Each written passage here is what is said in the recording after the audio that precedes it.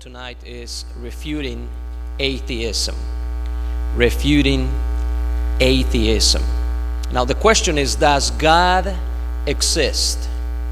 Does God exist? And the second question that we can ask is, have atheists proved there is no God? Because they will say they have, but I think it's still a good question to ask. Have they proved there is no God? George H. Smith is an atheist, and this is what he has said, and you're going to have it in your screen in just a couple of seconds. Christian theism, that is the belief in God, must be rejected, he says, by any person with even a shred of respect for reason. Belief in God should be rejected for people that are smart. That's really what he's trying to say. Now, some of what I want to talk about tonight concerns the new atheists. And they are called like that because it's a new movement that's sweeping across America. They are also known, or AKA, the Four Horsemen of Atheism. And that's a name that they have given to themselves. They call themselves the Four Horsemen of Atheism. Who are them? All of them wrote books that have made it into the New York Times bestseller list in the last few years. All of them have written bestseller books. I mean, they're making thousands and thousands, and at least in a couple of their cases, they're making millions of dollars by writing books against God. One of them is Daniel Dennett. His book is called Breaking the Spell. Breaking the Spell. And it's just an attack on God. Sam Harris is the other author. His book, The End of Faith, also very well known. Richard Dawkins is the third of them, and he's probably the most well known among them because he is a biologist, he's an evolutionist, and he, I believe he teaches either at Princeton or Harvard University. So, I mean, he's very well known. Faith, he says, is the great cop-out, the great excuse to evade the need to think and evaluate evidence. Faith is belief in spite of, even perhaps because of, the lack of evidence. So what he's saying is that whatever faith you have in God, you have it because you don't have any evidence. And by the end of this session, we're going to prove how wrong he is. And you're going to see that in a video. Now, Richard Dawkins is the author of the book, The God Delusion. The God Delusion. To him, the idea that there is a creator is in itself a delusion. It's just an illusion that people have. Let's go on to the next slide, and we're going to watch a few seconds of a video. And I want you to pay attention. The situation has reached a point where many of evolution's top apologists have switched from defending Darwinism to attacking religion in what they see as a bid to stamp out intelligent design at the source. Richard Dawkins is the best example of this. His recent book, The God Delusion, has sold over 1 million copies worldwide. The God Delusion is my long-expected, long-worked-on, full-frontal attack on religion. You have written that God is a psychotic delinquent invented by mad, deluded people. No, I didn't say quite that. I said something rather better than that. Oh, well, please tell us what you said. Please tell us what you said. Well, I would have to read it from the book. No, please. The God of the Old Testament is arguably the most unpleasant character in all fiction. Jealous and proud of it, a petty, unjust, unforgiving control freak, a vindictive, bloodthirsty ethnic cleanser, a misogynistic, homophobic, racist, infanticidal, genocidal, filicidal, pestilential, megalomaniacal, sadomasochistic, capriciously malevolent bully. So that's what you think of God? Yeah. How about it? Argument in the book. Well, then who did create the heavens and the earth? Why do you use the word who? You see, you immediately beg the question by using the word who. Well, then how did it get created? Well, by a very slow process. Well, how did it start? Nobody knows how it started. We know the kind of event that it must have been. We know the sort of event that must have happened for the origin of life. And what was that? It was the origin of the first self-replicating molecule. Right, how did that happen? I told you we don't know. So you have no idea how it started? No. Nor has anybody. Nor has anyone else. Let's What do you pause it think is there the for a second. possibility that intelligent design? Now, if you're understanding what's going on, this is actually from a documentary that came out. It's called Expelled, and if you haven't watched it, it's a good idea to actually watch the whole thing, and it will be an eye-opener for what's actually going on in academia, in the universities, and how evolutionists want to silence everybody else that doesn't agree with their point of view. Now, this guy just wrote a book that has sold millions against the belief in God, but he's so sure that God doesn't exist, and yet when he is asked how did life begin, he doesn't even know how to explain it. He says nobody knows, and yet he's a convinced evolutionist, he's a convinced atheist. So let's continue on and see what kind of answers he can provide. If you can rewind it just like 5 or 7 seconds, and let's continue on with that.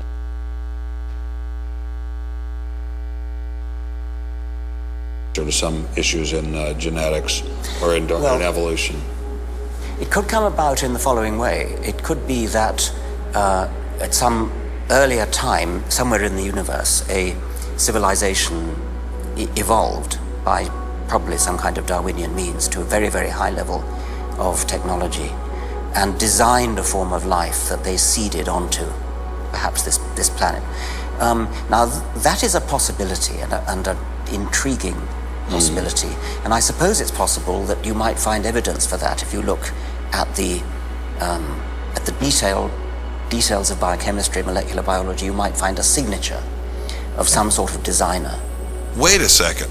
Richard Dawkins thought intelligent design might be a legitimate pursuit? And that designer could well be a higher intelligence from elsewhere in the universe. Well, but that higher intelligence would itself have had to have come about by some explicable or ultimately explicable process. It couldn't have just jumped into existence spontaneously. That's the point. So Professor Dawkins was not against intelligent design, just certain types of designers, such as God. So the Hebrew God, the God of the Old Testament, he doesn't exist in your view?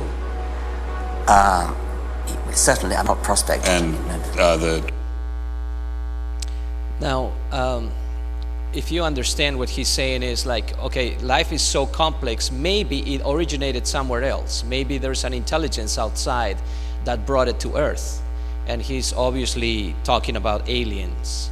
And that is obviously totally ridiculous because, I mean, you're not solving the problem, really. You're just putting it a little bit backwards. And we're going to see a little more about that later on. Now, when we talk about the atheist origin of all living things, and this is very, very important for you to understand. Atheists do not know the origin of life.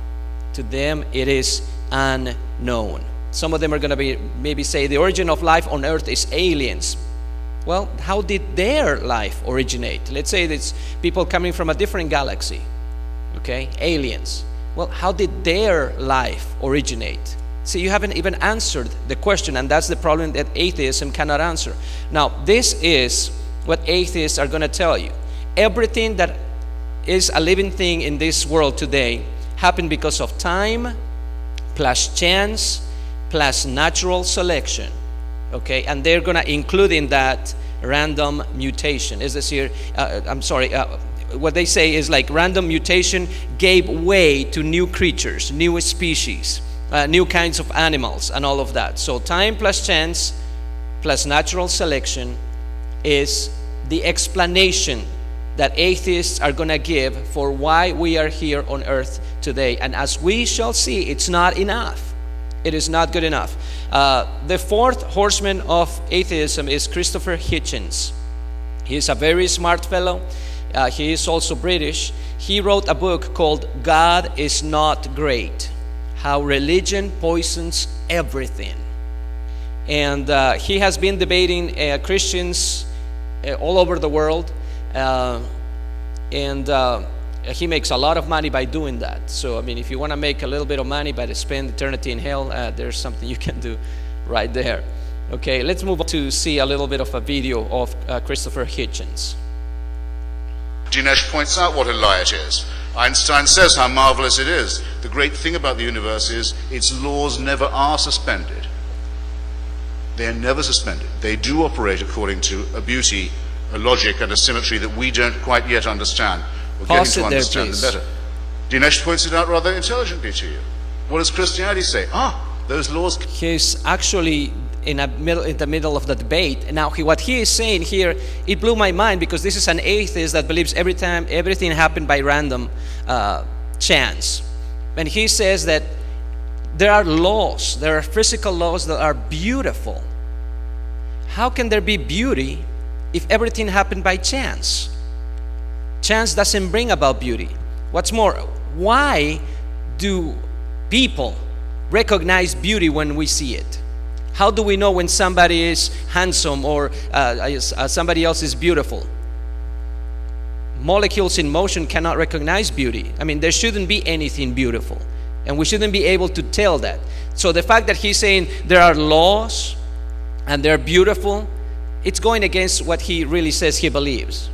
But that's the unavoidable thing that they have to confront, that there is beauty, there are laws in the universe, there are physical laws, chemical laws, all kinds of laws, and they cannot explain why they are there. Let's keep going. Those laws can be suspended, and in your favor too, if you make the right prayers and propitiations and sacrifices. There can be, a virgin can conceive, a dead body can walk again, your leprosy can be cured, the blind can see. Nonsense. It's not moral to lie to children. It's not moral to lie to ignorant, uneducated people and to tell them that if they will only believe nonsense, they can be saved. It's immoral. And obviously it's a bunch of atheists, they're applauding because he says, I mean, you shouldn't lie to people about healing, about miracles and things like that. The problem, obviously, that they have is that mostly Pentecostals, apostolics, we experience miracles and healings all the time. They don't have an argument against that. Now, Time magazine, some years ago, published on their cover the question, is God dead? Because they thought philosophy had killed God. And also in Time magazine, there's a quote of Charles Darwin, or rather they say, Charles Darwin didn't want to murder God, as he once put it, but he did. So that's what the world thinks, that because there's the theory of evolution, then we have practically murdered God. We don't need God anymore because evolution is here to save the day. There's a quote by a pastor actually that lost his faith, and that's one of the reasons why this is so important, because there's people losing their faith by reading those books. Okay, let's go on to the quote, please. This is what he says: in their most inner thoughts, even the most devout Christians know that there is something illegitimate about belief. Underneath their profession of faith is a sleeping giant of doubt. Dan Barker, pastor turned atheist. He was an evangelist, he was a missionary, now he's an atheist. And he is one of the leaders of an organization called the Freedom from Religion Foundation. And so it's happening all around us. And there are many things that are really scary. And I want to share with you some scary statistics. And that's one of the reasons why the youth of Mundo Pentecostal is doing this session. More than 75% of youth that grow up in church leave the faith by college age. That is, when they leave home to go to college, 75%, that's 3 out of 4 youth that grow up in church leave the faith, they leave the church.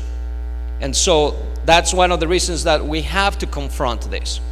Many leave the faith upon taking classes in philosophy, sociology, biology, or anthropology. And when they hear their teachers mock religion, mock the Bible, mock God, they think, oh, there's nothing I can do. I mean, what can I say? And I want to tell you, there is a lot you can say. And I don't think they have answers for you. Now, I'm going to be honest with you, a lot of the young people that actually leave the church because they say, oh, I don't believe in God anymore, it's just they're using an excuse. That is, science is an excuse to rid themselves of God in order to sin freely. That is, there's too many restrictions in church. I can't go to dances. I can't have a boyfriend outside of the church, or a girlfriend, or whatever. And when I go to college, hey, they're going to give me an excuse. Evolution, atheism, philosophy, rationalism, whatever. It's an excuse. If I embrace that and I say, I don't believe in God, now I don't have to worry about my conscience telling me I am doing wrong. And so I can involve myself in all kinds of sins. So that is not going to work for us, at least after tonight. Okay, so if you ever come out saying, oh, I don't really believe in God, it's not because there is not evidence. It's because your human nature, your flesh is driving you away from God. Okay? Now, let me talk to you about some arguments that prove God's existence. And we have many, and I'm going to just go down the list real quick. The cosmological argument talks about the origin of the universe. It's supported by the Big Bang theory of science. Causality and contingency, and we're going to just go real quick through what that all means. The teleological argument, the argument from design, and there's two variations of that, which is one is the traditional and also intelligent design that's been in the news in the last 2 or 3 years. Now, there's a historical argument for the existence of God, which is the resurrection of Christ, which they have not been able to disprove. And then there's also some transcendental arguments, the moral argument for the existence of God, and the rationality argument, or what we call the argument from logic. Now, let's just start with the cosmological argument, and I'm going to go through this real quick. So if you have any questions at the end, you can ask them, okay? But the cosmological argument talks about the origin of the universe, and it's supported by current Big Bang theory of science. That is, there was nothing at some point, and then suddenly after a big bang, a huge explosion, everything that exists today in the universe came to be in a second. Okay? Now when we talk a little bit about this, there's a law called the law of causality. That means everything that happens needs a cause. Everything that is an effect needs somebody to cause that effect. Then there's another argument that is called the argument from contingency. Contingency simply means that you owe your existence to something else. In this case, I am a contingent being because I owe my existence to my parents. Without them, I could not be. And we see that everything in the world is contingent. Me on my parents on their parents, and their parents on their parents, and so on, going backwards. But there's a point to where something needs to be there first. And that something is God, the only being that is non-contingent. That is, he doesn't owe his existence to anybody else. And that is, to me, an unrefutable argument for God's existence. When we move on to the teleological arguments, the argument from design, especially the traditional argument, focuses on design in living things. The design of the eye, for instance, the human eye. Evolutionists are always in trouble trying to explain how evolution could create the human eye, the way the human eye works, and how we can see color and perceive three-dimensional stuff, and we can calculate distances and all of that. It's incredible. How can random mutation, natural selection, and time produce something so perfect without knowing that it was actually doing so? Because if you remember, evolution doesn't have a mind. It's just something that happens. Okay? And so it's irrefutable again. And I know we skipped the historical argument for the resurrection of Christ, but historically speaking, okay, and this is historically speaking, I have read and I have listened to debates where atheists are trying to prove that Jesus did not resurrect from the dead, and every time they lose the debate, because historically you cannot deny it. Jesus was a real person. He preached like the Bible says he preached. He was well known in his time, in his town, and then he was killed by the authorities, and 3 days later his tomb was found empty. Nobody can explain why that tomb was empty. Nobody can explain why the disciples changed from timid, fearful men that were hiding from the authorities to the day of Pentecost when they stood up and started preaching the gospel, and they never looked back. They never were ashamed. They paid with their lives preaching that Jesus Christ had risen from the dead. Nobody can deny that actually happened. When we move on, there is something called irreducible complexity. And that is part of the teleological argument, the argument from design. And we can see here, this is the cellular structure that to Darwin was just a clump of protoplasm.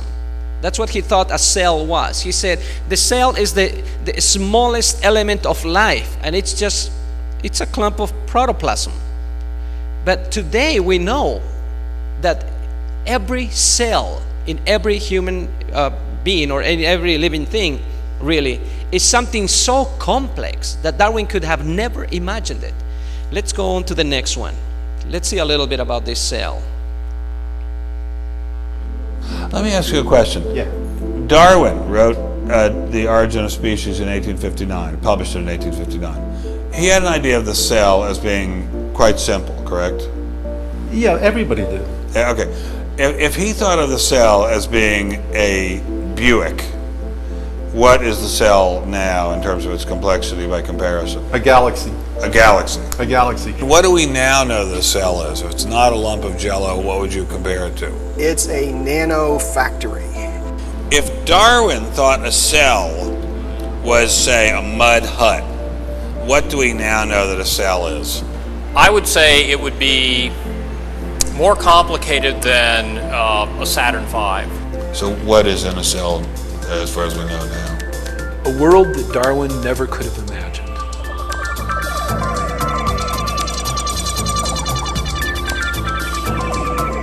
A journey into the cell.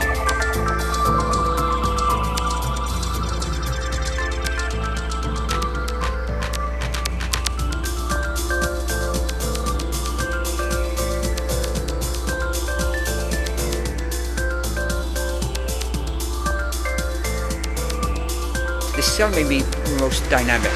It is one mass of activity going on, bringing information out from across the cell, opening doors, closing doors, motor molecules moving along tracks. It is probably one of the most dynamic physical systems in the universe. We've got this whole automated city. Everything is automated, and it's a level of nanotechnology which would cause any engineer to drool. It's Broadway without the traffic lights. So that's the incredible complexity that Darwin could have never imagined. That's why to his mind, more than 100 years ago, evolution, yeah, it's easy. It can happen. But today it's kind of like, if he was alive, he'd be like, there's no way. There is no way. Now, when we talk about irreducible complexity even in the bacterium flagellum, which we were looking at a picture, like it looks like a rotor, with a helix and all that. All of that has to be in place at the same time for it to work.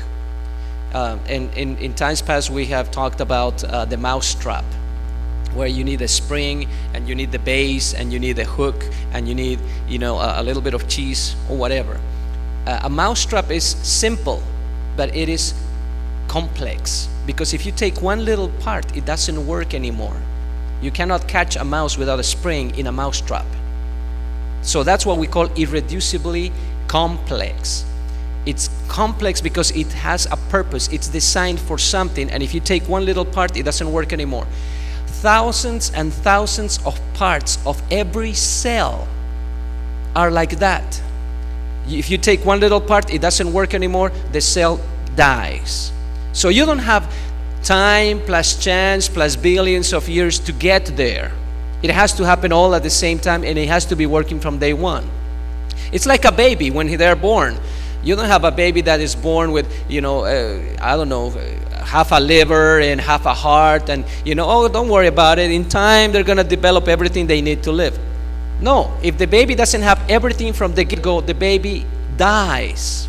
And that's the biggest problem that evolution has, because it's trying to tell us that this happened step by step through millions of years. Well, you don't have that time, because all of those systems are irreducibly complex. Every cell nowadays is like a big manufacturing plant. It has systems for distribution, for everything. And if we had the time, we could go a little more into that. Now, there's another argument called the transcendental argument. We call them transcendental because they transcend human limitations. That is, they're not an invention of a person. We don't arrive at these truths by consensus. It's not by majority vote. Hey, let's all agree that 2 + 2 = 4, and so from now on 2 + 2 is going to equal 4 everywhere until we decide to change it. It doesn't work that way. 2 + 2 is going to be 4 forever, even if all humans decide, no, it's 3 or it's 5. Because they don't depend on us. They depend on the mind of God. And that is what we call, it's transcendent. I mean, we didn't invent certain things like the laws of logic. Okay? You cannot have laws, chemical laws, physical laws, whatever kinds of laws, without a lawgiver. And atheists are going to talk about laws all the time. Well, the chemical laws or the laws of biology or the laws of evolution tell us that how can you have a law without somebody giving you the law? You need a lawgiver, because otherwise everything would be random chance. What today works, tomorrow may not work. Maybe today oxygen helps me to be alive and breathe, and tomorrow it may kill me. Or maybe tomorrow there won't be any oxygen because it's all random. But we live in a world that has been ordered in a powerful way for human existence. Now, when we talk about moral laws, for instance, and this is important, if there is no God, and this is very important, okay? If there is no God, everything is permitted. And this is the moral argument for the existence of God. That is, if you want to kill your neighbor, kill him. Who cares? If there is no God, everything is permitted. What's more, it may be necessary for you to kill your neighbor to get his car and his house, because, hey, that's what evolution teaches you. Natural selection, the survival of the fittest. You shouldn't go against evolution, should you? But the problem we have, and atheists have, is that we all have inside of us a conscience. Something that God has put inside of us that tells us what's right and what's wrong. We all have a sense of morality. We all know that torturing babies for fun is wrong. And atheists are going to say it's wrong, and Christians are going to say it's wrong. Where does that moral law come from? Because again, if there is no God, who cares what you do? I mean, it could be all up to us. We could decide. And many atheists are going to say, well, as a society, we decide. We decide what's good and what's bad, and so we go along with that. But that doesn't prove it's wrong. It just means some people decided arbitrarily that it was right or it was wrong. If I heard that in a debate when the Christian and the atheists are debating, he says, well, imagine if we put on a debate Dr. Pepper versus Coca-Cola, and we shake both cans, and then how many want to pay $5 to see that debate? There is no debate. It's just a little bit of bubbling and a lot of fizzing, you know. And they're not communicating ideas. They're not thinking logically. It's just a bunch of atoms banging around, fizzing. That's all it is. But if there is no God, why would a Christian debate with an atheist? Because we're all atoms. We're all subject to our chemical composition. So my ideas, or whatever I am spewing, okay, whatever I'm fizzing, shouldn't make any more sense that the Dr. Pepper fizzing the same way, because we're all just chemical in action. We're just atoms bouncing off. You understand what I'm saying? It doesn't make any difference if we are all just the subjects of random mutations plus time plus chance, and this is where we came, why would I trust in the ideas of a bunch of chemicals making some noise? Why should I pay more attention to an atheist talking about morality than I would to a Coca-Cola fizzing? It's all the same anyway. There is no God. Who cares? But the truth is, we do trust ideas, and we are able to communicate with each other, and at least I hope some of you are understanding what I'm trying to tell you tonight. So see, there is an interchange of ideas. We understand them. There is objective truth in the world that proves there is a God. So there's laws of logic, there's laws of morality, and that proves that there is a God. There's people that are targeting youth nowadays with atheistic ideas. They want to liberate you from the bondage of God and the tyranny of a God that tells you he loves you and wants to save you when you don't need salvation. The blasphemy challenge appeared in the internet some years ago, and it was made by atheists challenging young people especially to record a video of themselves blaspheming the Holy Spirit. And all you had to do was just reply with a video of your own saying, I deny Jesus Christ, or I blaspheme God and the Holy Spirit. And so far, as I checked a couple of days ago, they have had close to 1 million views, 911,000 plus views. They have had 1,480 responses, video responses, and more than 74,000 comments have been left at that website. I mean, that is a lot of people. That is a lot of young people responding to that. And if you ever click on there, let's go to the next screen, please. They call themselves the Rational Response Squad. And they say that they are so intelligent, and that's why they don't believe in God. And they told the young people that were sending those videos, if you send us your video, we're going to send you a free video. Let's go to the next screen. And the video is called The God Who Wasn't There. And they're trying to disprove the existence of Jesus. They're trying to prove evolution. They're trying to tell you there is no God. More than 1,000 videos have been sent to young people and distributed for free. I mean, at least atheists believe in what they say they believe, because they're giving money in order to produce those videos to poison the minds of young people. Now, the so-called rational responders deny that Jesus existed. They affirm that science has proven evolution is true. And they say they are willing to debate anybody, anytime, and they will prove that God does not exist. There was such a debate that happened. Let's go to the next screen, please.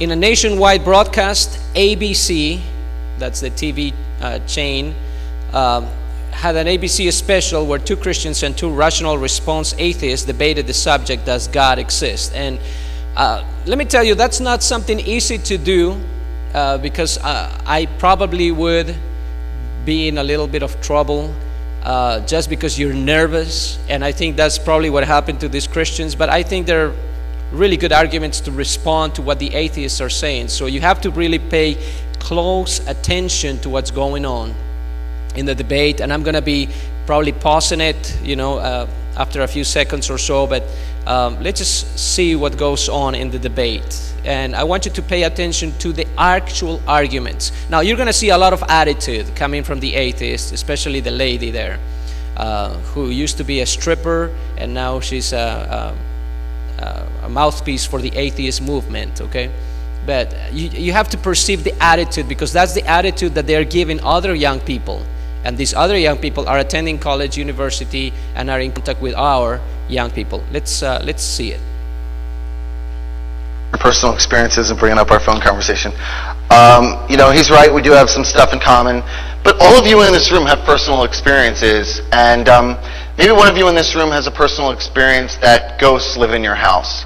The fact that you believe that doesn't make it any more true. I could have a personal experience that there's an invisible gnome on my shoulder right now, and I live it every day, and it's true. It doesn't make it true to reality.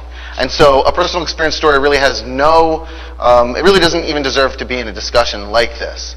Kelly and I were both Christians, so we could bother you with that story, but we're not going to. In relation to Ray's response to the specific science question. Exactly. What created God? Well, Ray says, I called you God. He called me Kurt. Ray says that God exists outside of time. So he's created this, basically, the argument that he gave you, he doesn't even believe. Everything needs a creator, except for this one magical thing at the beginning of it that doesn't need a creator. Science has a law, it's called the third law of thermodynamics, which shows us, and it's one of the most tested laws in science, that matter or energy can neither be created nor destroyed, that we always have the same amount of matter and energy. We could blow up this building, and while it would look completely different. Now, I hope you can understand what he's saying. He's talking about the third law of thermodynamics. It's actually the second law of thermodynamics he's trying to refer to, okay? And that's the thing. You can have a lot of attitude, and they seem to be knowing what they are talking about, but they really don't, okay? The second law of thermodynamics actually proves that the universe is not eternal. Therefore, the universe needs a creator, because you cannot create yourself, and obviously the universe could not create itself. So it's a lot of talk and not really much substance. The question the atheists were asking is, well, if the universe was created then by God, then who created God? And they think, wow, that's a powerful argument. It's the wrong kind of question, really, okay? Because the Christian argument is not that everything needs a creator, okay? The Christian argument is that everything that begins to exist needs a creator. I began to exist, therefore I need a creator. And so on and so on. So everything that begins to exist needs a creator, but God by definition is uncreated. He was always there. So he doesn't need a creator. So when an atheist is asking you, well, who created God? And they think they're saying something smart, it's like asking, what color is truth? Or how many hours are in a mile? You're asking the wrong question.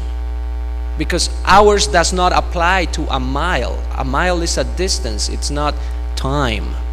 It's the same thing. You cannot say who created God, because you're misapplying the question. You're really asking a question that has no merit. It's a question that makes no sense. And so that's the problem. They're defining God in a specific way. They're missing the point. The universe is something physical. God is a spirit, and he's an everlasting spirit. Therefore, he needs no creator, and therefore he can be the origin of the universe, which according to the second law of thermodynamics, which he's misquoting right now, because he says that the amount of energy and matter is always the same. And he says that there's ample evidence of this. It's been proven time and again. That's false. All that the second law of thermodynamics says is that the energy that we have now will disappear, and it will get converted to something. Nothing is destroyed, okay? Matter is not destroyed, energy is not destroyed, but it can change into something. After you have burned a match, you no longer have that energy to burn anymore. It has turned into something else, ashes. So it doesn't come back to be energy again. And that's why we say the second law of thermodynamics, the law of entropy, proves that there is a God, because the universe is not everlasting. How do we know the universe has not always existed? Because there's still usable energy in the universe. The sun is still shining. There's powerful energy coming from the sun. If the universe was eternal, it would have already died, just like a match. It takes some time, but it eventually dies. The sun is nothing but a huge match. And if the universe was eternal, it would have already burned out. So he's misapplying that. And that's the thing. It's the attitude. He seems to know what he's talking about, but he really doesn't. Let's keep going. Well, it would look completely different. There would be the exact same amount of matter and energy in the universe. That tells us scientifically, if we were to use a more scientific approach, that the components of our world today, our universe, have always existed. And we have real science to lend credence to that. Knowing that, and knowing that the other side of the coin is to... That's false again. He says that science has proven that the universe has always existed. Well, he's going against what most scientists today would say, because where is the Big Bang? Scientists today believe that the whole universe started a few billion years ago. They say 14 billion, 20 billion, it doesn't matter. At the Big Bang, where there was nothing, and then suddenly, poof, everything came into existence. So he's going against everything that the science is saying today. But he's saying, scientists say, it's a lie. Okay, let's keep going. Knowing that, and knowing that the other side of the coin is to create something to explain it away. This is called, in logic terms, an argument from ignorance. Ray doesn't know what created the world, so he's made up a God to tell you that that is what's created the world. Knowing that we have these two options. One thing that we don't have any proof for, that we just make up, and another one that we have this scientific theory, this law actually, that's been tested over and over and over and has never been shown wrong. All signs point to the fact that the universe has just always existed and no God is needed to explain it. And if you're a philosophy buff, you would have heard of this term, Occam's razor. And Occam's razor tells us that the most simplest solution is the most plausible. And in this case, the simplest solution is no God. Okay, Brian, do you either want to respond to what he just said? No. You don't want to respond? No. Do you have anything to say? No. I think people can figure it out. But Brian's point that you have this philosophy about having a creator, but it breaks down at the point at which you talk about God, and that's fundamentally inconsistent with the argument that you're making. If you're going to keep going back to the beginning, you've got to go back all the way and say something's got to be infinite. You keep going back and saying, what made that? What made that? Or the universe is infinite. But you're going to say, who made the universe? If nothing. If God can be infinite, why can't the universe be infinite? Well, we believe that God is infinite, that He dwells in eternity, and that He's revealed the fact that He has created the universe by speaking it into existence. But why can't the universe be infinite if God can be infinite? And you're supposed to bring scientific proof that that's exactly what happened to support your belief, but we haven't seen a shred of it. And so you see the attitude. It's like you were supposed to prove to us that God exists, and we haven't seen a shred of evidence. And obviously, I mean, again, I say I'm not judging the Christians, but I mean they had a lot of material to really go to town on the atheists. But I mean the nervousness and all of that does play a factor in that. And also the two Christians here are evangelists. They're not apologists. They're not defenders of the faith, however you want to word it. Their main ministry is evangelizing. So they say that, well, if you say that God doesn't need a creator, then the universe doesn't need a creator. Again, it's not the same kind of argument. One is physical, the other one is spiritual. And the spiritual obviously precedes that which is physical, and that's what they don't want to see. Let's go on to the next clip. Living transitional form. Charles Darwin said, quote, often a cold shudder has run through me as I've asked myself whether I may not have devoted myself to a fantasy. Time magazine. Scientists concede that their most cherished theories are based on embarrassingly few fossil fragments and that huge gaps exist in the fossil record. Newsweek. The more scientists have searched for the transitional forms that lie between species, the more they've been frustrated. And scientist Ernest Chain, Nobel Prize winner for developing penicillin, said, quote, I would rather believe in fairy tales than in such wild speculation. Nature is proof, observable proof, that God made us to produce after our own kind. Man did not evolve from amoebas. Okay, let's pause it there for a second. Can I? If you paid attention, he's actually quoting from scientists, including a Nobel Prize winner. I mean, these people he just quoted, and all of them are against evolution. I mean, they're top notch. But then the atheists are going to dismiss all those arguments, and then in the end they're going to say, well, you haven't given us anything. I mean, it's just that they're not paying attention to what's really being said. Let's go on. Did not evolve from amoebas. Okay, hold it there. Can I ask you to explain the gaps in the fossil record as just rehearsed by Kurt? Yeah, I want to start actually. Well, why don't you answer that question first? Well, the gaps, it's actually too easy to answer. I mean, every single person in here is a transitional form. Every single fossil that has ever been found is a transitional fossil. To say anything otherwise is to show the person to be extremely ignorant about the topic of evolution. Let me just put to you, though, the argument that they were putting, which is that there is no evidence. This is what they're asserting. Right. There's no evidence for a transitional creature. What I'm saying is that every single person alive, every animal that has ever lived is a transitional fossil. What do you mean by that? You can see... You weren't, when you were born, you weren't transitioning from monkey for the first 5 years to human being for the next 10. Correct. However, you can look back at what I transitioned from. No, I'm asking... You can look at fossils like Australopithecus afarensis. No, I'm sure, but the argument you're making, sorry Brian, the argument you just made was that everybody in this room is a transitional creature. All life is constantly evolving. And what I'm asking you is, explain to the audience what they were when they were born, which is different to what they are now. No, that's not what I'm saying. Okay. What I'm saying is that people evolve over time. All animals evolve over time.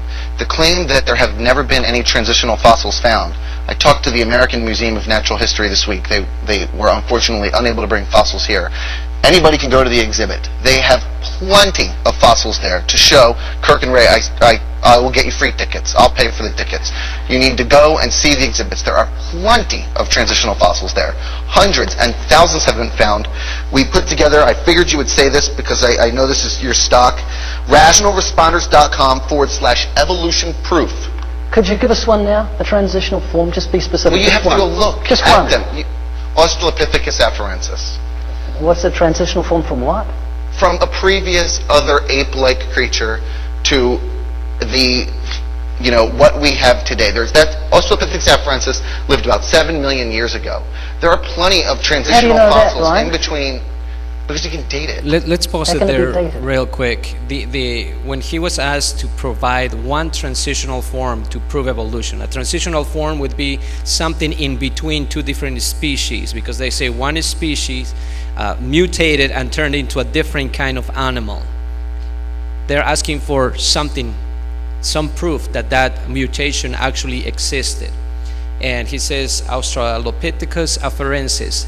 That's Lucy that we have studied in the past when we're doing our series on evolution. Lucy was just a monkey, and that has been known for years now, and they're still using it as though, that's my great-grandmother or whatever he may think it is. Okay, so it's ridiculous. And he says also that we are all transitional forms. So it's kind of like, that's his proof that evolution is true. Look at me. I don't see it, okay? But, I mean, they're serious about it, and it doesn't make any sense. Let's go on.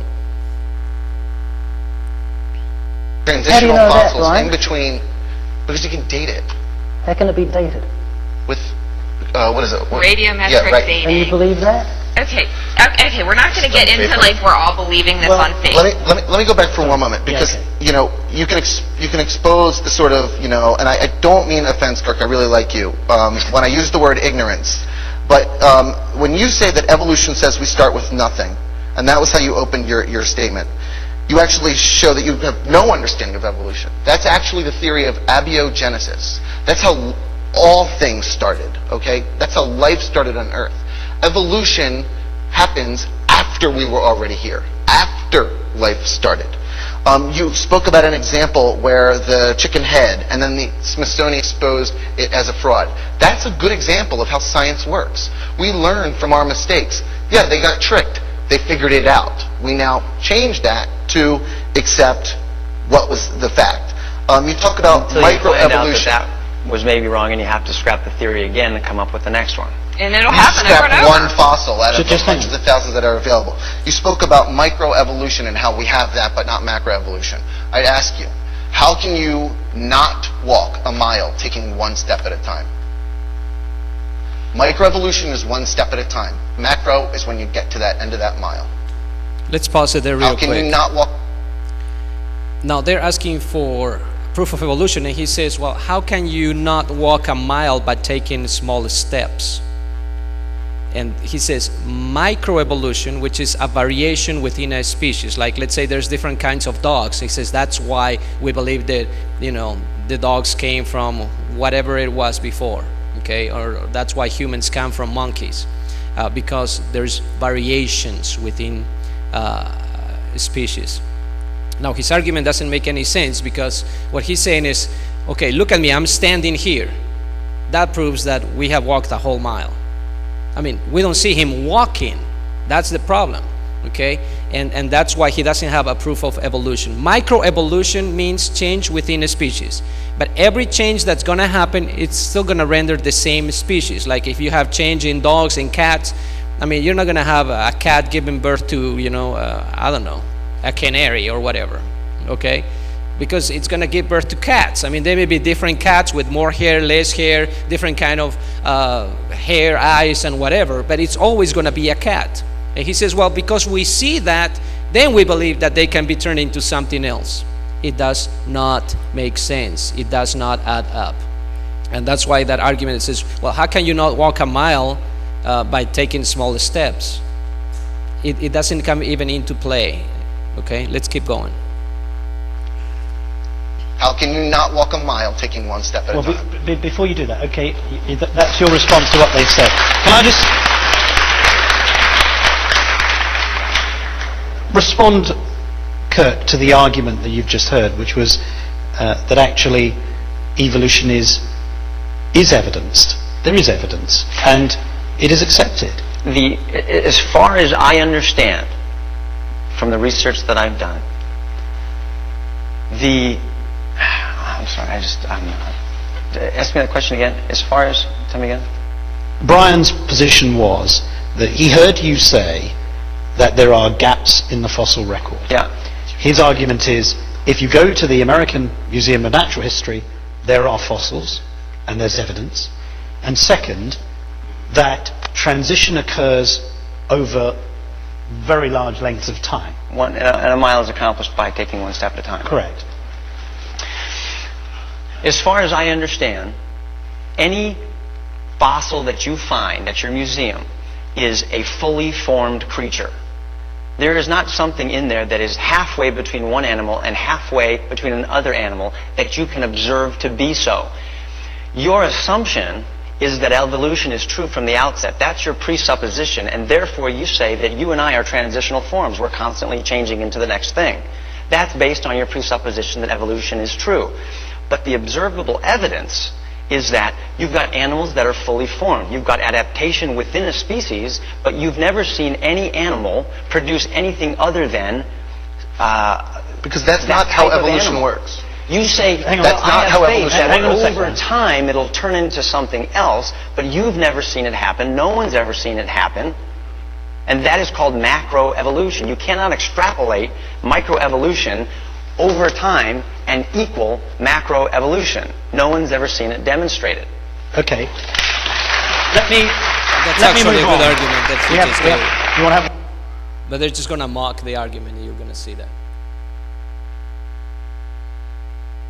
Okay, one just second, briefly, Kelly, please. because we need to move on because we're... The reason why Kirk isn't seeing the kind of missing link that he wants to see is because mutations must necessarily be small enough to allow for the survival and reproduction of that creature.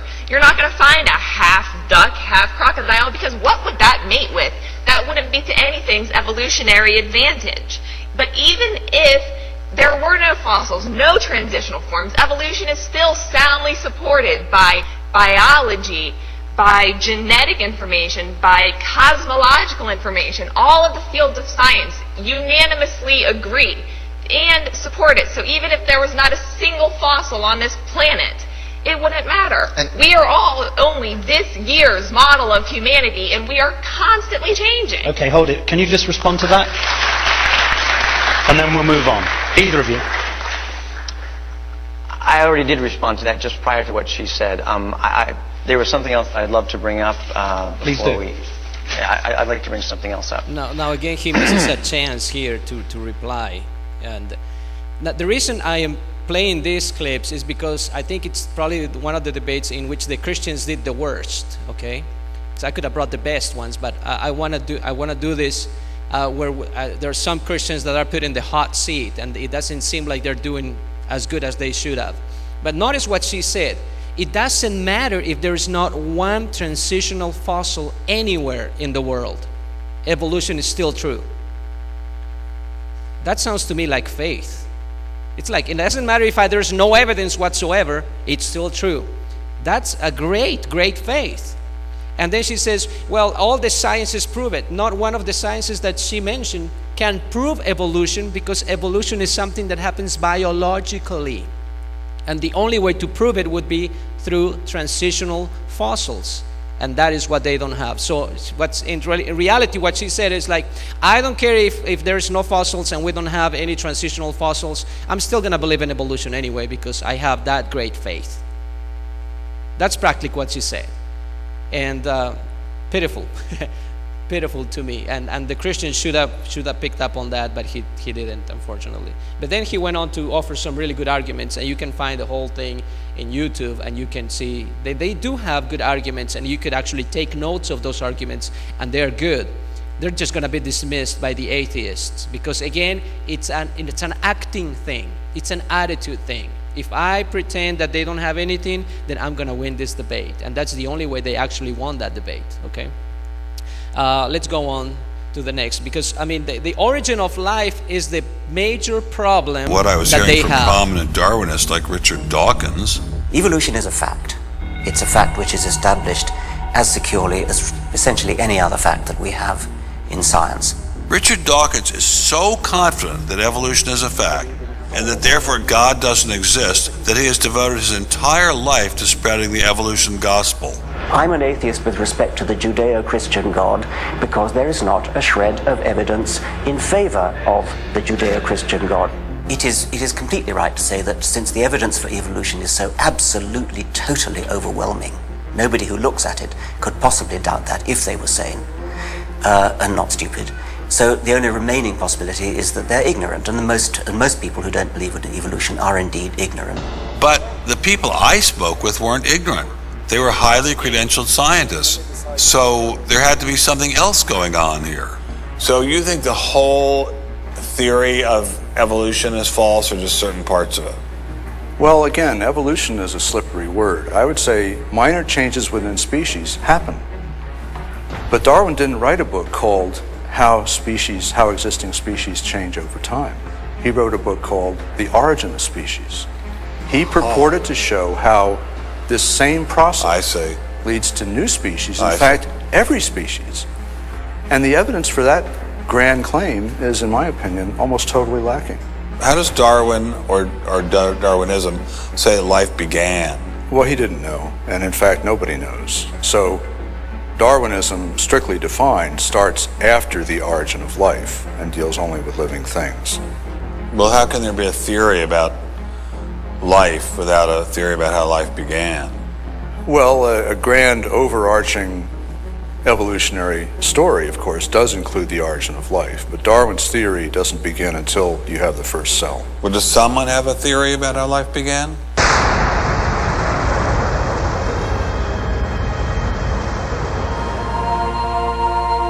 This is the story of a small planet in space called Earth. For a typical Darwinian explanation of how life originated, Dr. Wells directed me toward this documentary. The chemical elements essential for life, hydrogen, oxygen, carbon, and nitrogen, were now in place. What was needed was a way of combining them. Perhaps the energy came from lightning. Whatever it was. Excuse me? Whatever it was, energy managed to arrange these chemical ingredients in just the right way. Whatever it was? I was hoping for something a little more scientific. The most popular idea has been that life emerged spontaneously from primordial soup. In 1953, Stanley Miller mixed water, methane, ammonia, and hydrogen to simulate the early Earth's atmosphere. Then he ran electricity through it in an attempt to jumpstart life. It's alive! It's alive! It didn't work. While the initial results seemed promising, 50 years later, most serious scientists have abandoned this approach in favor of alternate theories.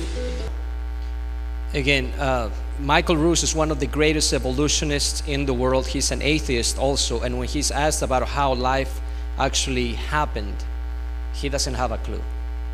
You know, maybe amino acids in the back of crystals, and he uses words like might have, perhaps, and they will always do that. But then when they're debating Christians, they're absolutely sure that that's how it happened, but they can't prove it. Let's go to the next, please.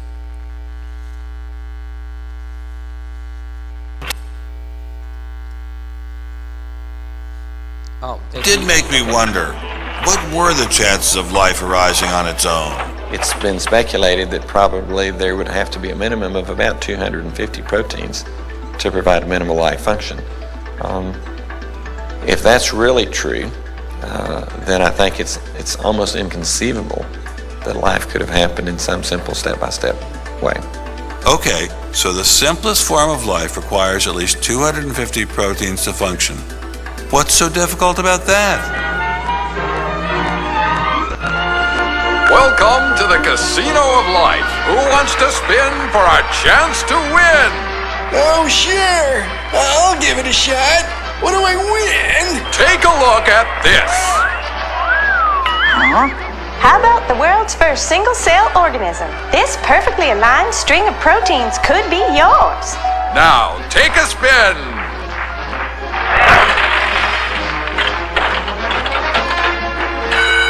I won. Cheetah, tell him how many times he needs to do that to win the prize. 250. That's right, folks, and all in the correct order. But that's impossible. We've heard that before, haven't we, Richard? Come on, Mother Nature, do your thing. You stupid machine! I hate you!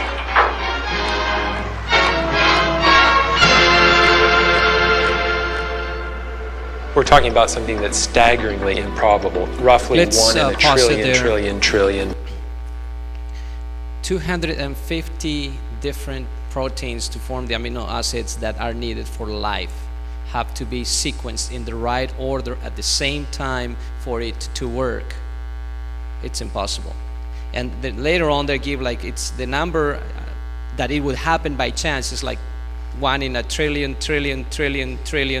and they keep going on. It cannot happen. Life cannot happen just on its own. Let's go down to the next, please. We're running out of time real quick, so we're gonna have to skip a lot of that. If you want more information about evolution, we have it. What about ape man? What do the fossils say? Creation or evolution? We have that information on DVD. Let's go to the next, please. So it's currently available only in Spanish, but we have the DVD set for you to study all that. Let's go on. This is what G.K. Chesterton said. When a man ceases to believe in God, he does not believe in nothing, he believes almost in anything. And that's the proof. I mean, when you don't believe in God, you're going to believe in any fancy theory that is out there.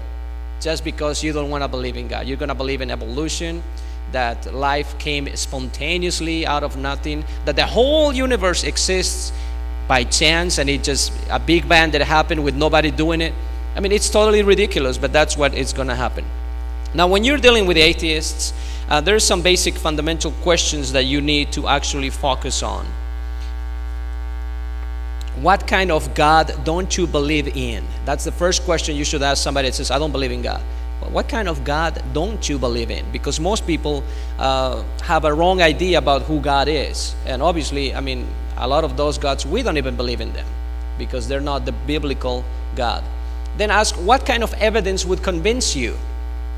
If there is any kind of evidence, let me know, because I can probably show you that kind of evidence. If they say no amount of evidence, then you know they're narrow-minded I mean, they're not open to the possibility that God exists. Therefore, they're not even honest about their unbelief. They just do not want to believe. It's not that they don't have the evidence, they choose to deny the evidence. Now, you can ask, do you require the same kind of evidence of other things you believe in? And we had mentioned this in the past also. If how many of you, before you get into a plane, know 100% for sure that the plane is not going to crash? I mean, you can ask the pilot, you can ask the mechanics, you can ask to see the logs on how they made sure the plane is in perfect working condition, and you still are nowhere near 100%. But you don't see people saying, well, I don't know if I should, or, well, I think I'm 20% sure, so I'm just going to send my hand, because I don't want to send my whole, I don't want to give my 100% of me into this thing, which I don't believe with 100% certainty. That's ridiculous. I mean, we don't even worry about it. I mean, I hope it works. I hope I land where I need to land. And if I don't land in New York, I'm going to land in heaven, so I'm still okay. All right? But that's how it is. We commit 100% of ourselves to ideas that we cannot prove with 100% certainty, and atheists are no different. Now, this is the one that bothers me the most when atheists talk about it, because what is faith? Because they will mock you because you have faith. Oh, of course you got to have faith because you don't have any evidence. But that's not what faith really is. Okay, somebody asked a child one time, it's like, what is faith? And the child said, faith is when you believe something that you know is not true. Faith is when you believe something that you know is not true. And that's what atheists believe faith is. That we're believing something that we know God doesn't exist, but we believe it anyway because we choose to. Actually, faith, if you go to the Bible, can be defined as trust based on evidence. Everywhere in the Bible, that's what faith is. Trust that you have in God based on the evidence of His love for you, or evidence from history, evidence from miracles, the resurrection of Christ. Creation is evidence that there is a God. So that's what faith is. We don't believe it just because we want to believe. We believe because we have a foundation. Now, do not allow ad hominem attacks. Throughout the debate, you could hear, I'm sorry, you're ignorant. And that's what the atheist was saying to the other guy. I like you, but you're ignorant. You don't know about this. That's an attack against the man. That's what ad hominem means. When they attack you rather than your ideas. And that's something we have to be very careful in our dealings with other people. I'm not going to attack my neighbor that's an atheist and say, you're a fool, you're an idiot, But I'm going to say, I'm sorry, but you're believing foolish things. You're not thinking straight. Let me help you with this, okay? So that's important. And time again, they're going to be attacking Christians because you've done this or you've done that or whatever. And now, Richard Dawkins is one of those that's going to attack that type of faith that he says we have, which we don't, okay?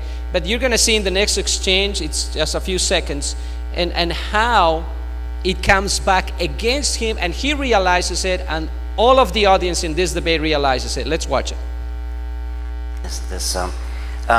When you say faith is rational and evidence-based, I mean, if that were true, it wouldn't need to be faith, would it? I mean, if there were evidence for it, why would you need to call it faith? You'd say just evidence. And when you said that faith in relativity, in Einstein's theory of relativity, is evidence-based, that of course it is. But the evidence is all important. I mean, Einstein's predictions fit in with observed fact and with a whole body of theory, whereas we only need to use the word faith when there isn't any evidence. No, not at all.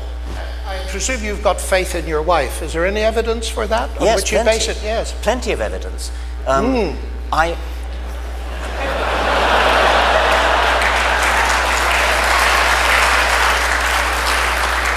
Let's generalize it. Never mind about my wife. Let's generalize it. It's the same with mine, Richard. It's the same with mine. So did you notice what he did? He asked him, do you have faith in your wife? Is there any evidence? And he says, of course, there's plenty of evidence. And he killed himself there because he's saying you don't need evidence with faith. You just need evidence. If you have evidence, you don't need to have faith. But he has faith in his wife based on evidence. That's exactly what we say faith is. And everybody obviously laughed, and he realized that he messed up. See, he has also faith based on evidence. Faith in his wife. Now, Christopher Hitchens, let's go on to the next, please. Now, this thing of faith also, though, it's very important that we realize that most evangelicals, especially neo-evangelicals, charismatics, they have that kind of faith. It's a faith divorced from conviction.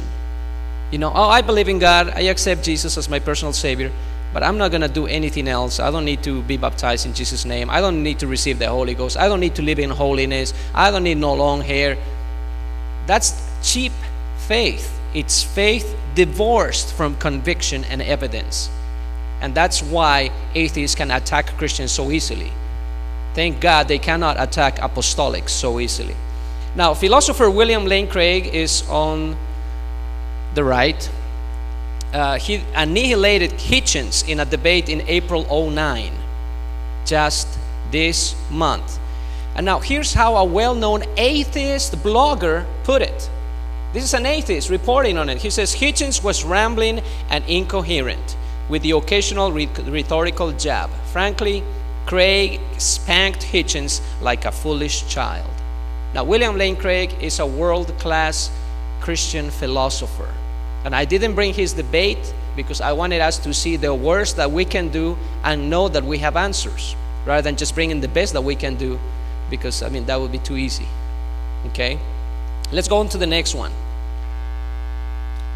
Now, this is Brian Sapient, the same guy that was debating the other two Christians. Rational responders Brian Sapient refused to participate in a radio debate with William Lane Craig, asserting that Craig was in a whole other level. I am not at the same level. So he wants evangelists, people that are not used to defending the faith, to debate against them. But he's not going to go against a defender of the faith. I mean, to me, that's intellectual suicide. I mean, it's a little immoral, because you're saying, oh, I want evidence. Oh, but don't send me somebody that can provide it. I want to debate this little child over here, or that little, that's ridiculous. If you really were going for the truth, you would want to debate the best there is. I mean, when we had our debate, the oneness versus the Trinity, we tried to find the best representative of the Trinity, because we know there's no Trinity. So we don't have anything to fear, and that's the way it should always be.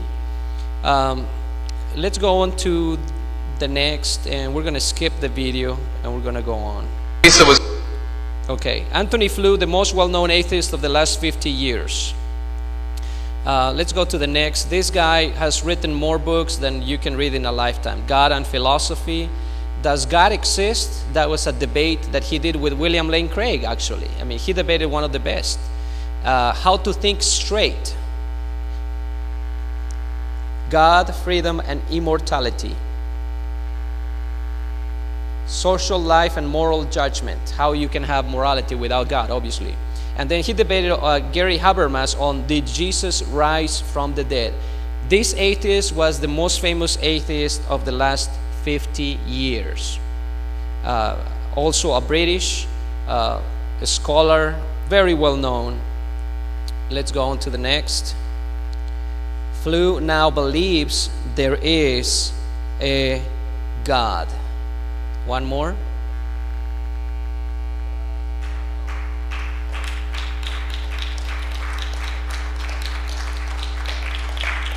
This year came out a book where he gives the reasons why he had to leave atheism behind. I mean, he debated the best of the best Christian philosophers, the best Christian defenders of the faith, the best apologists.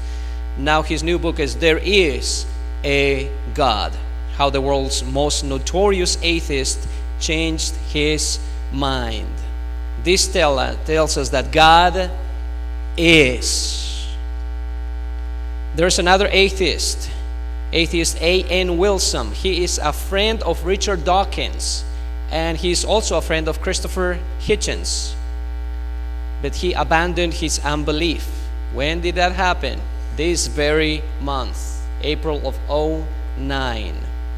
Let's go on to the next.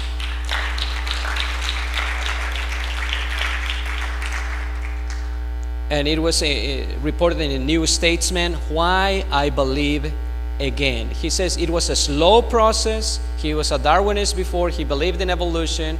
He didn't believe in God. He was strongly against God. This month, he became a believer again because the preponderance of evidence. How did Anthony Flew come to believe in God? Anthony Flew that debated William Lane Craig and debated the resurrection of Jesus. Intelligent design. He said, I cannot go against the evidence. I mean, this could not happen by chance. The design in the cell, the DNA helix, all of that, I mean, it's impossible. So we can conclude that God is real.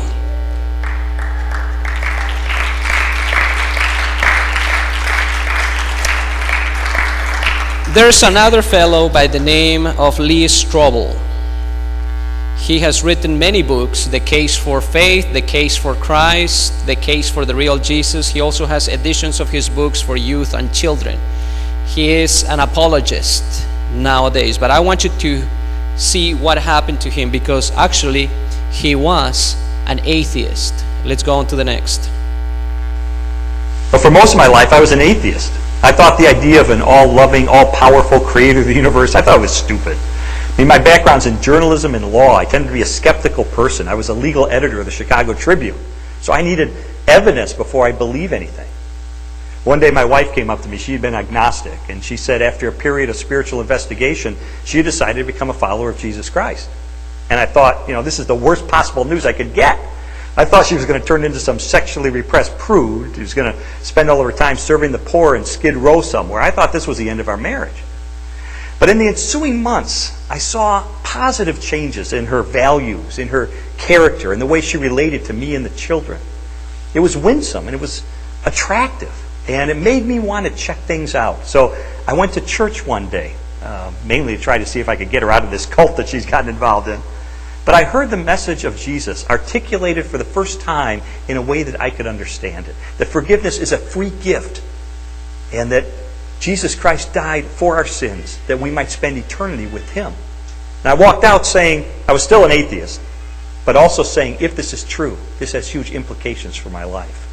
And so I used my journalism training and legal training to begin an investigation into whether there's any credibility to Christianity or to any other world faith system for that matter. I did that for a year and 9 months, until November the 8th of 1981. And on that day I realized that in light of the torrent of evidence flowing in the direction of the truth of Christianity, it would require more faith for me to maintain my atheism than to become a Christian. Because to be an atheist, I would have to swim upstream against this torrent of evidence pointing toward the truth of Jesus Christ. And I couldn't do that. I was trained in journalism and law to respond to truth. And so on that day, I received Jesus Christ as my forgiver and as my leader.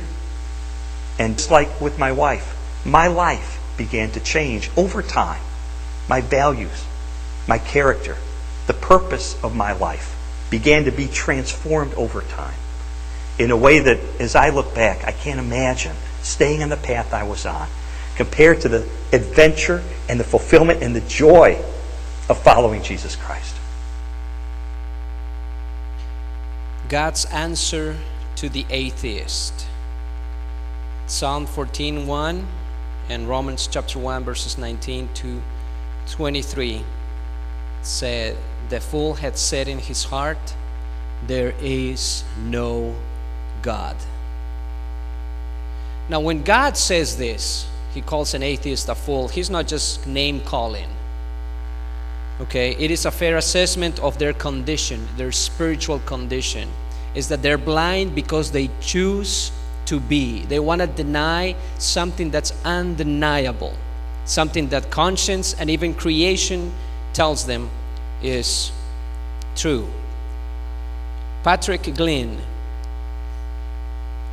used to be an atheist. He says, today it seems to me there is no good reason for an intelligent person to embrace the illusion of atheism or agnosticism, to make the same intellectual mistakes I made. I wish I had known then what I know now. Click one more.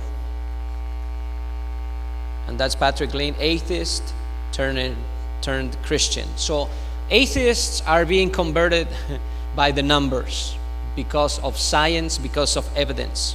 Now, the atheists cannot explain the following things: the origin of the universe, the origin of life, laws arising from randomness, morality without a moral lawgiver, evolution without transitional forms, irreducible complexity, that's intelligent design, they cannot explain it. All of which demonstrate intelligence had to be involved in its creation. Atheists can't prove there is no God. They cannot give you an argument for it. They can't refute all the arguments for God's existence that we have mentioned tonight. They can't explain away the evidence for the resurrection of Christ. They can't disprove all the prophecies of the Bible, the Old Testament to the New, and even more of the prophecies that are even happening nowadays. They can't establish the logic of atheism without destroying atheism. How is that? Because why would I trust the rationality of molecules in motion, atoms just banging about? As for me, I don't have enough faith to be an atheist, because I would need a big faith, bigger than the faith I have in God, in order to try and deny that God is real. And that's why I am not an atheist. God bless you.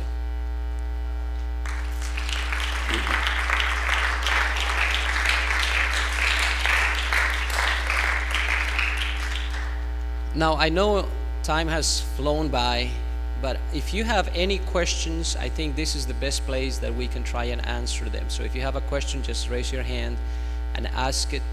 I think it's important if you believe there's other arguments for atheism. And again, this has been kind of like a bird's eye view of all the evidence that could have been shown and all of that. As I said, I spent hours and hours studying, reading, listening, watching. So there's a lot more than I was able to put in that presentation. So if there's any questions, just raise your hand real quick. Yes.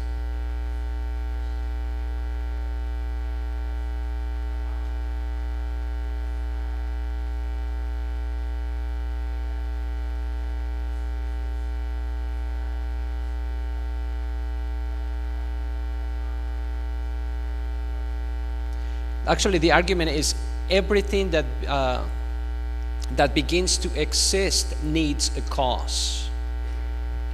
Okay.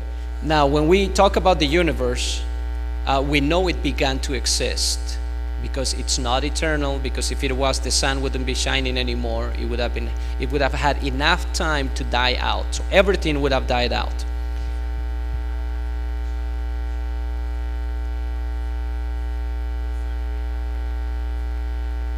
Yes, it is dying out. That's why we know that the universe is not eternal. Because if it was eternal, it would have already died out. It would have had enough time to do it. So that's why we know the universe had to have a beginning. So the universe needs a cause, because the universe, therefore, is a contingent event that happened in space and time. Now, scientists are going to say that the Big Bang is actually the beginning of space and time as we know them. So what was there before the Big Bang? They don't know, they can't explain it. Nothing is the answer. We know there had to be something that gave the push to the Big Bang. That had to be God. Okay.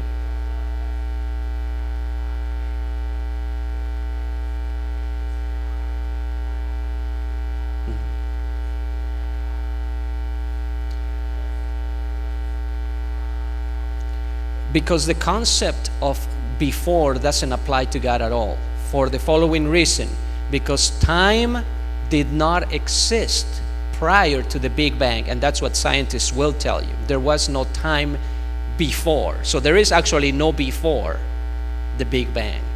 So you can ask what was there before God, because there wasn't anything, because it would be incoherent. Logically speaking, scientifically speaking, there is no before because there is no time. Before, after, all of that works within time. Now, we cannot wrap our minds around it. We can't really understand, okay, how can God be infinite? And, where did he come from? That kind of thing, because we're thinking in human terms. But, I mean, there is no way to do that. You cannot understand that to cabality unless you were God.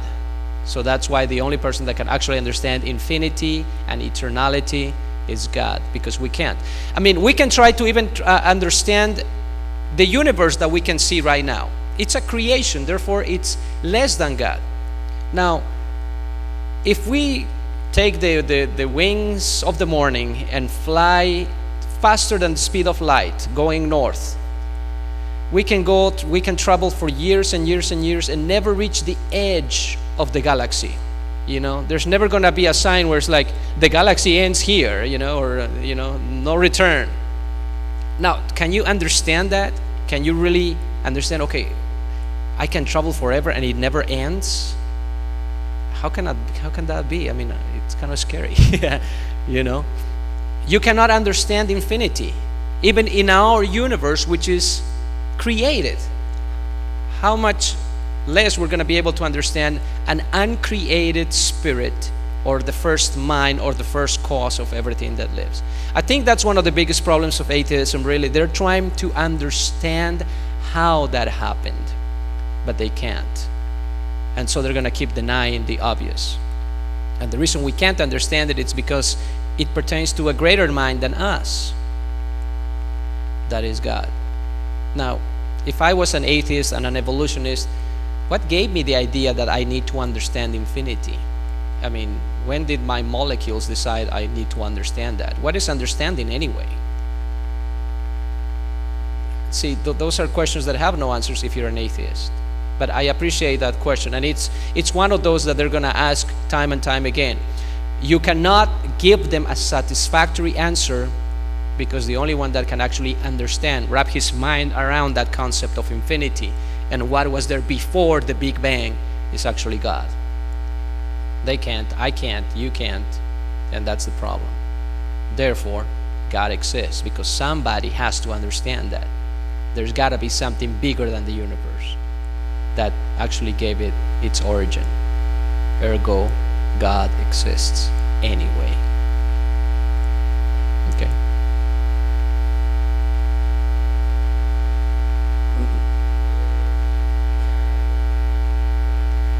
The question is, can God create something that he cannot destroy? Or sometimes they say, can God create a rock so big that he cannot lift it himself? Again, that's trying to ask what color is, a meter, or what does blue taste like? Have you ever thought about it? What does blue taste like? It's the same kind of question, because it doesn't pertain to the object you're trying to describe. If you say, is blue cold or hot? I don't know. What does it taste like? I mean, your question doesn't make sense. So when somebody asks, can God create a rock so big he can't lift it? They're asking the wrong question, because as the creator, he can always lift any kind of rock he would always create, because he is, always will be bigger than anything else he can create. And that doesn't mean it's limiting his omnipotence or his all-powerfulness. Au contraire, okay? On the contrary, it's actually because he's all-powerful that everything else is always going to be smaller than him.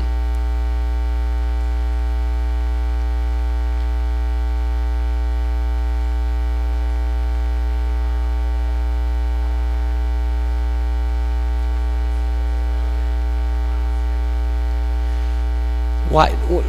It's not that I guess it could be if there was any evidence for it. The problem is all the evidence right now is actually telling us that it's going the other way. The universe cannot be eternal. because of its very properties.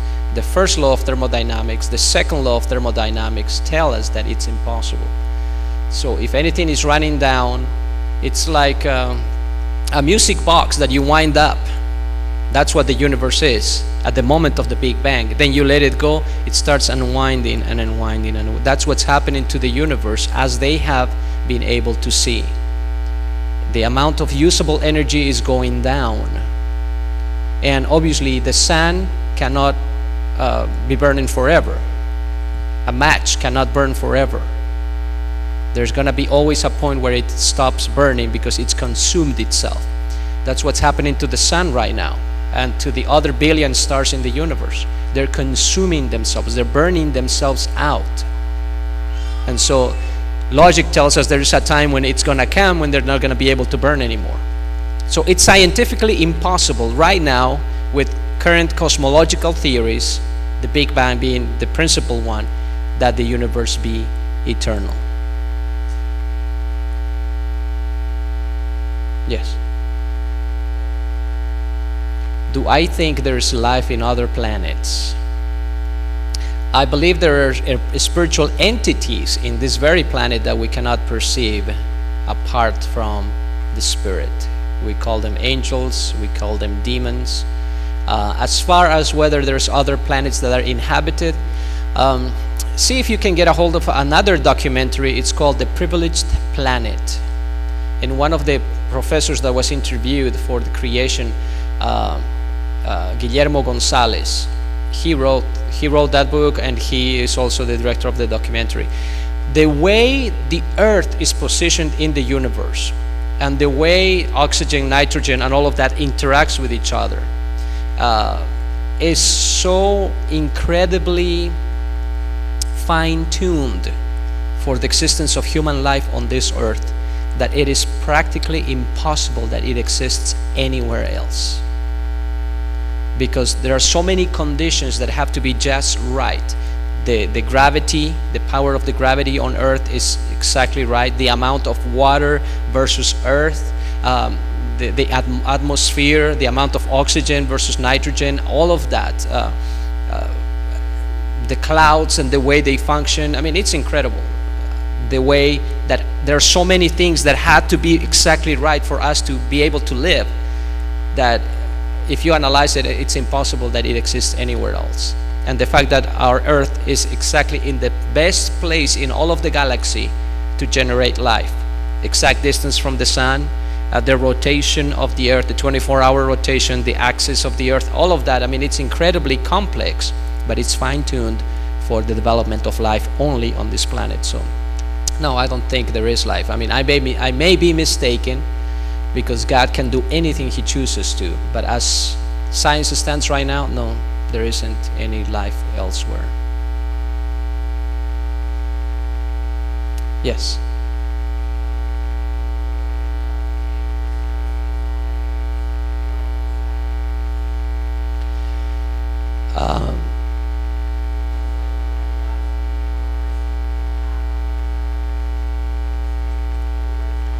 Okay. When we say that faith is trust based on evidence, I'm talking as a Christian. I have evidence of God's existence. Cosmological argument, teleological argument, transcendental argument, logic, morality, all of that is evidence that there is a God. Okay. Further than that, I have the resurrection of Jesus Christ, the trustworthiness of the Bible, the prophecies in the Bible that have been fulfilled in the life of Christ. Some say 60 major prophecies were all fulfilled in the life of Christ. There's about 300 with all its ramifications. I mean, only for 8 of those prophecies to be fulfilled in anybody's life, they said you could fill all of Texas with dollar coins and just mark one of them. And you would fill all of Texas with 3 feet high of coins. And then you choose somebody and say, okay, you can go anywhere in Texas. You have to bend down only once, and the coin that you pick has to be the one that has the X on it. That's how impossible it would be for any human being to just fulfill by chance 8 of the prophecies that were fulfilled in the life of Jesus Christ. the Victory Publishing Company, Denver, Colorado, has offered $1,000 to anyone that can give them proof that 20 prophecies that pertain to Jesus Christ in the Old Testament were fulfilled in anybody else. Martin Luther King, Gandhi, Mother Teresa. Take your pick. If you prove to them that 20 prophecies were fulfilled in the life of them, John F. Kennedy, whoever, they're going to give you $1,000. It's been going probably 20, 30 years. Nobody has ever claimed it. Now, to fulfill 60 prophecies, I mean, if it's only 8, you would need to fill all of Texas with coins and pick the right one by chance. Imagine 60. No, imagine 300 with all its ramifications. I mean, I have a lot of evidence that Jesus is who he claimed to be, God manifest in the flesh. He proved that by resurrecting from the dead, the existence of the church, the fact that I can speak in tongues, receiving the gift of the Holy Ghost. I have a lot of evidence. That's why I have faith in God. I trust him. Then obviously my relationship with God, he has never failed me. You know, he's always been there for me. I have a personal experience with him that comes on top of all the evidence that's foundational to what God has done. Which part? We're talking about the fulfillment of the prophecies, or are we talking about our experience?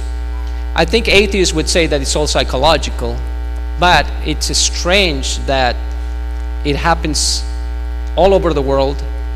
It happens in the lives of people that have never met each other, that have never been hypnotized.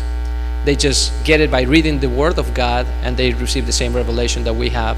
There's people that have received the gift of the Holy Ghost, speaking in tongues in areas where there has never been a missionary. It's just a little too coincidental, I say, to be psychological. And I think a lot of us, and atheists especially, are predisposed against it. And yet atheists are being converted into Christians. I don't think it's psychological. I mean, why did Saul of Tarsus, that hated the Christians, got converted to Christianity and became one of the greatest apostles? And actually, historically speaking, even agnostic historians will admit that Saul of Tarsus was a real person in history, and that he hated Christians and then he converted to Christianity. They'll say, we don't know why, but they will still admit it. I say Jesus Christ did it.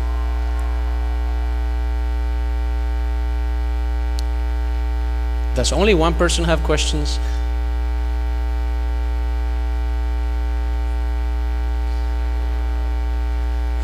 Anybody else? Yes.